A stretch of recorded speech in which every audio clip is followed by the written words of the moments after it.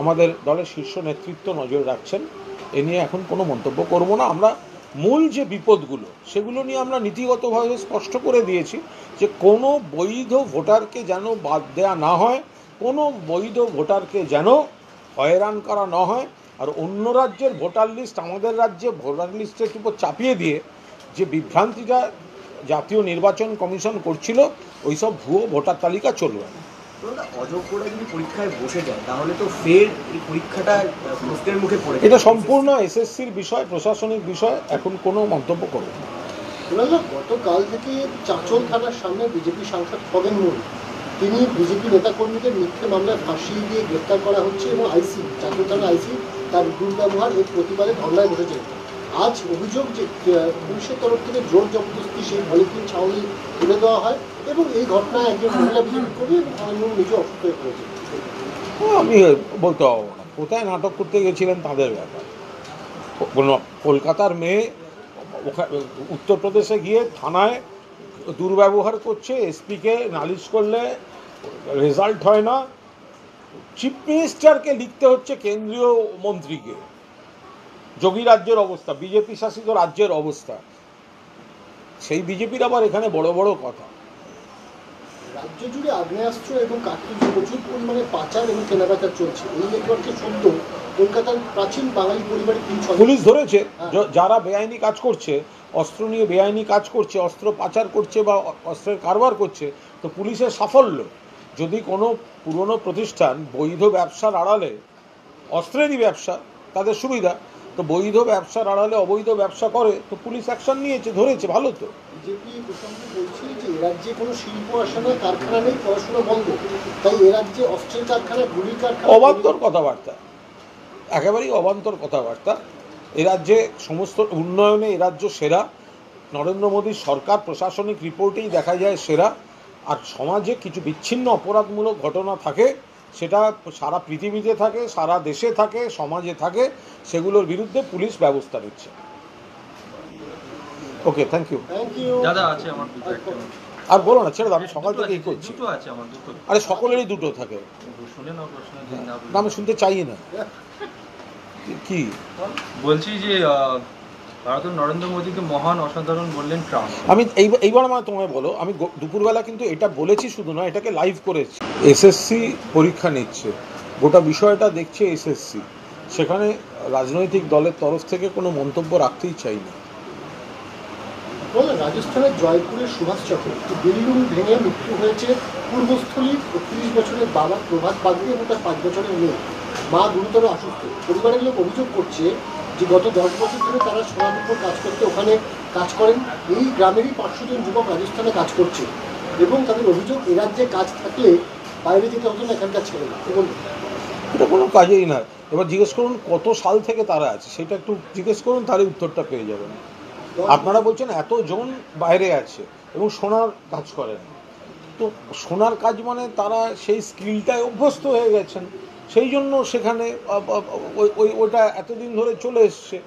তো সেটা তো অনেক আগে থেকেই, তৃণমূল আসার আগে থেকেই এ রাজ্যের বহু মানুষ অন্য রাজ্যের নির্দিষ্ট কোনো বিশেষ শিল্পে তারা রীতিমতো স্কিল্ড ওয়ার্কার হিসেবে সেখানে কাজ করেন। তো সুতরাং হঠাৎ মানে এ রাজ্যে কাজ নেই বলে এরকম কোনো বিষয় নেই। হ্যাঁ, এখন এ রাজ্যে যে সোনার কাজ আছে সেখানে তো কেউ না কেউ কাজ করছেন। এখন ওনারা যে সোনার কাজ করেন, ফিরে এসে যদি ওনার সোনার কাজই চান তাহলে তাদের সমস্যা হতে পারে।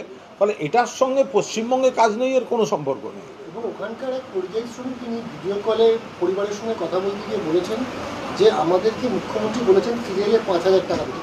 ৫,০০০ টাকার আমাদের কী হবে? আমরা এখানে ৩০-৪০ হাজার টাকা রোজগার করছি প্রত্যেক মাসে। দেখুন, এই ধরনের কথাবার্তাগুলো অনেক সময় কৃত্রিম, আরোপিত এবং কেউ না কেউ তাকে শিখিয়ে দেয়। ৫,০০০ টাকাটা বড় কথা নয়, প্রথমে এসেই ৫ লাখ, তারপর মাসে ৫,০০০। আর একটা কথা তো বলছে না, যিনি বলেছেন তিনি বলছেন ৫,০০০ টাকায় কি হবে। আমি উল্টে বলছি বিনামূল্যে খাদ্য, বিনামূল্যে স্বাস্থ্য আর বিনামূল্যে শিক্ষা, এই তিনটেতেই তো আপনার ওখানে কয়েক হাজার টাকা কভার করে গেল। তো এরপর আপনার সেখানে তারপরেও ৫,০০০ টাকা দিচ্ছেন, তো তারপরেও আপনি যদি কোনো কাজ করতে চান করবেন, কিন্তু বিনামূল্যে শিক্ষা, বিনামূল্যে স্বাস্থ্য আর বিনামূল্যে খাদ্য, তো আপনাকে তো তার কস্টিংটা ধরতে হবে। আপনি রাজস্থানে তো সেই কস্টিংটা আপনার লাগছে, সেই জন্য আপনার 30,000 টাকা শেষ হয়ে যাচ্ছে, আর আপনার এখানে ওইগুলো ফ্রি, সেক্ষেত্রে আপনি অনেক চাপমুক্ত হয়ে থাকতে পারবেন। তার সঙ্গে আবার কি, শুধু তাই নয়, 5,000 টাকা সেই শ্রমিক, আর তার বাড়ির মহিলারা থাকলে তারা আবার লক্ষ্মীর ভাণ্ডার এন্টাইটেল, তার বাড়িতে মেয়ে থাকলে সে কন্যাশ্রীতে এন্টাইটেল। তো সেগুলো বাদ দিয়ে কথা বলে মানুষকে গোলাতে চাইলে হবে? শুভেন্দু অধিকারী দাবি করছেন যে এবারেও পরীক্ষা বাতিল হবে এবং তার অভিযোগ যে এবারে দুর্নীতি। দেখুন, কোনো সুস্থ পরীক্ষার আগে যারা দায়িত্বশীল তারা কখনো, যে পরীক্ষার্থীরা পরীক্ষা দিতে যাচ্ছেন তাদের মানসিক বিভ্রান্তি ঘটে এরকম কোনো কাজ কোনোদিন কোনো সুস্থ লোককে করতে দেখিনি। ছোটোবেলাতে আমরাও যখন পরীক্ষা দিতে গেছি, বা আপনিও যখন দেখেছেন কেউ পরীক্ষা দিতে যাচ্ছে, তাকে শুভেচ্ছা জানাবেন। তার আগেই পরীক্ষা দিয়ে কি হবে, পরীক্ষার এই হবে না, এগুলো হচ্ছে মনের মধ্যে কাদা পাঁক থেকে, যারা চায় না চাকরি হোক, যারা চায় না পরীক্ষা হোক, তাদের মুখ থেকে এইগুলো বেরোবে। তিনি অভিযোগ করছেন যে এবারে ওএমআর নয়, প্রশ্নপত্র দেদার বিক্রি হচ্ছে। আমি একটা জিনিস বুঝতে পারছি না, কালকে তো বিজেপিরই একজন গুজব রটিয়ে গ্রেপ্তার হয়েছে, তাহলে আপনারা, তিনি অভিযোগ করছেন মানে এটা কি? আপনারা প্রমাণ চাইবেন না? অভিযোগ করলে দেখাবেন আপনারা। একটা লোক যদি অভিযোগ করে যে উনি অভিযোগ করলেন দেদার বিক্রি হচ্ছে, আজব কথা। তাহলে একটা প্রমাণ দেবেন তো। একটাই প্রমাণ পাওয়া গেছে, ভুয়ো ফেসবুক পোস্ট বিভ্রান্তি ছড়াচ্ছিল, সেটাকে ঘাড় ধরে পুলিশ অ্যারেস্ট করেছে। অভিনেত্রী এবং প্রাক্তন বিজেপি সাংসদ রূপা গাঙ্গুলি তিনি সাংবাদিক বৈঠক করেছেন কিছুক্ষণ আগে। তিনি বৈঠক করে বলেছেন যে বেঙ্গল ফাইল কেন পশ্চিমবঙ্গে চলতে দেওয়া হচ্ছে না। মমতা বন্দ্যোপাধ্যায় ওনার বাড়ির বৈঠকখানায় স্ক্রিন লাগিয়ে দেখান, ওনার বাড়ির বৈঠকখানায় স্ক্রিন লাগিয়ে দেখান। এটার সঙ্গে দলেরও সম্পর্ক নেই, রাজ্য সরকারেরও সম্পর্ক নেই। এখন যারা ডিস্ট্রিবিউটার, যারা হল মালিক, তারা যদি মনে করেন যে পশ্চিমবঙ্গ নিয়ে বিকৃত কিছু আমরা দেখাবো না বা প্ররোচনামূলক কিছুতে জড়িত হব না, সেটা তাদের স্বাধীন সিদ্ধান্ত। সারা ভারতে আজ কতগুলো হলে, সুরাটের হলের ছবি দেখেছেন, সিটের পর সিট ফাঁকা, একটা ডাহা ফ্লপ চতুর্থ শ্রেণীর সিনেমা। যার দরদ দেখাচ্ছেন নিজের বাড়ির বৈঠকখানায় স্ক্রিন লাগিয়ে দেখুন এবং দেখান।